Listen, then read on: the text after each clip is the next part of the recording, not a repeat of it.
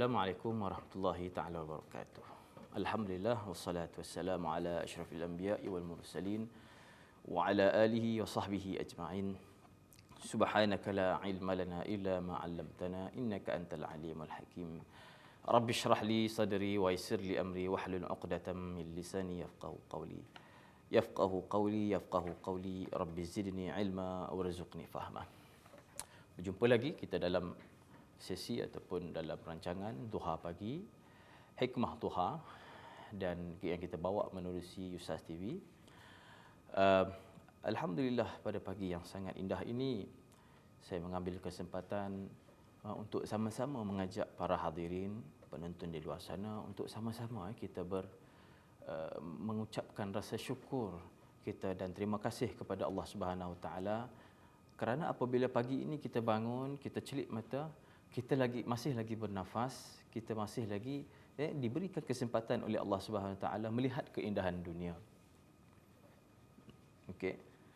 Dan baru-baru ini saya kongsikan sikit, saya kehilangan seorang sahabat.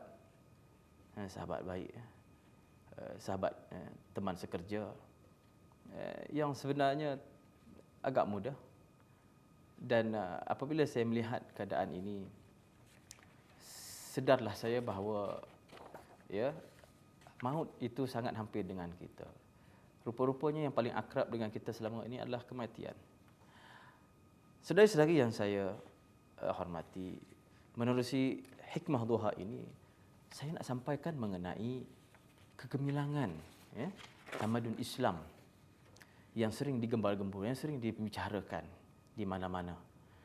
Tetapi persoalannya, adakah ia satu fantasi dan realiti? Saudara-saudari yang saya kasihi sekalian,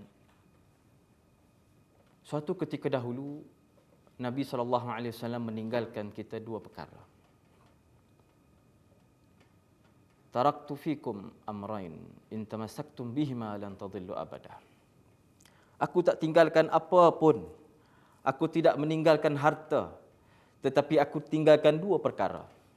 Sekiranya kamu berpegang teguh, kamu mengamalkan apa yang kutinggalkan ini, in tamassaktum fihima lan tadillu abada.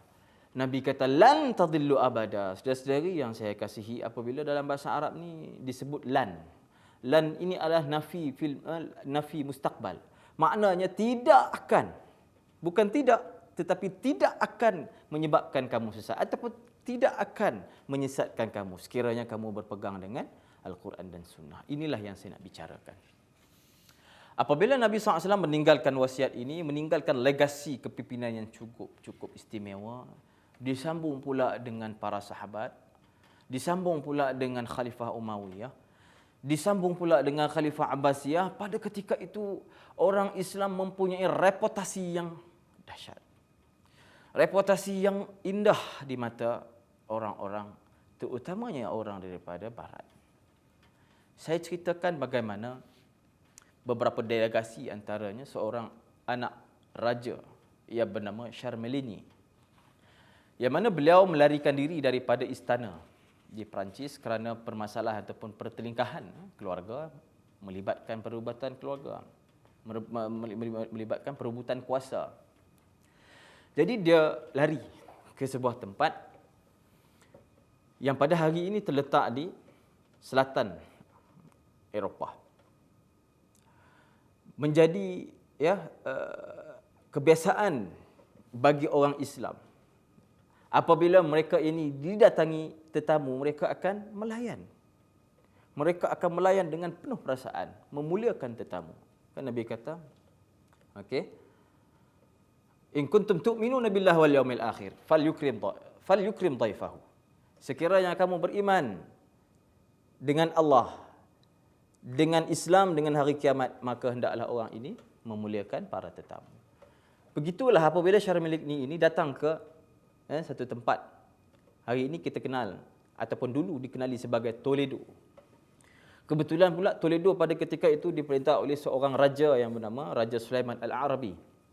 Ataupun dalam bahasa Latin beliau digelar sebagai King Gelafre. Macam disebutkan bagaimana di zaman Islam, kegemilangan awal Islam dulu, Islam ini dilihat dan diletakkan dalam catatan perjalanan mereka. Seperti Charles Meleni, ya. Begitu juga dengan King Frederick yang memerintah Empire Germania suatu ketika dahulu.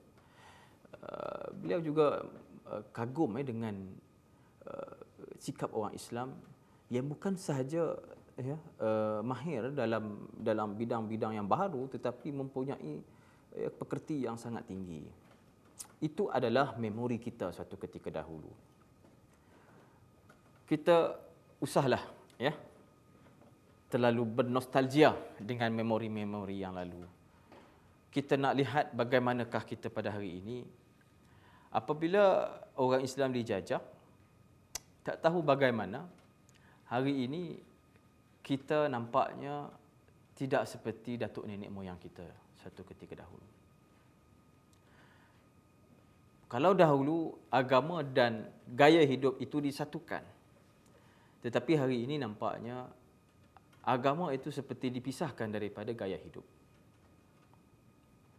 Pada hari ini apabila kita bercerita mengenai kebersihan, negara umat Islamlah merupakan negara yang tidak dilihat sebagai mengamalkan kebersihan. Hari ini kalau kita bercakap soal ketepatan masa, menghormati masa, pada hari ini orang Islamlah yang selalu gagal menghormati masa.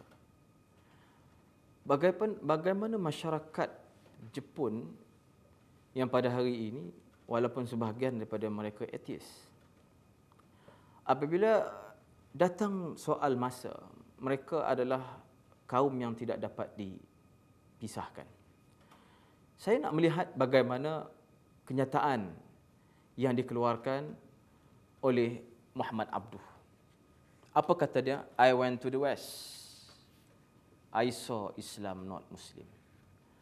But when I got back to the East, all I can see is Muslim with no Islam. Apakah maksudnya di sini? Menurut Muhammad Abduh, aku pergi ke barat, aku lihat nilai Islam. Tetapi apabila aku pulang ke tanah airku di timur, apa yang kulihat ialah Muslim, tetapi nilai Islam itu tidak ada. Persoalan dia bagaimana dan apakah hal ini berlaku dalam keadaan kita menyedarinya. Sedarlah wahai orang Islam semua. Sedarlah wahai umat Islam semua. Jika kita nak bangkit, kita mesti bertanya kepada kita, adakah kita bersedia? Jika kita hendak menolak vaksin yang dikatakan salah satu daripada alternatif untuk kita mencegah penyakit yang ada pada hari ini, adakah kita bersedia mempersiapkan vaksin ciptaan orang Islam? Kita bercakap soal Dajjal. Kita bercakap soal vaksin itu adalah ejen Dajjal. Tapi persoalan dia, adakah anda di luar sana, bahkan diri saya sendiri, bersedia untuk melakukan kajian, untuk melahirkan satu vaksin yang benar-benar dihasilkan oleh tangan orang Islam? Kembali kepada persoalan ini. Ayuhlah sama-sama. Jangan sekadar kita bercakap Islam dari sudut ritual. Jangan kita cakap Islam dari sudut ibadat. Tetapi mari kita bercakap berkenaan Islam daripada segala aspek, daripada segala nilai. Ayuh, kita mula daripada sekarang. Kita jumpa lagi, wahai penonton sekalian. Jadikan waktu duha ini sebagai waktu kita mencari rezeki yang halal untuk anak, isteri, keluarga kita, insya-Allah. Apa yang baik itu datang daripada Allah Subhanahu wa taala. Apa yang lemah dan buruk itu datang daripada kelemahan diri saya sendiri. Aqulu qawli hadza wa astaghfirullah li wa lakum. Assalamualaikum warahmatullahi wabarakatuh.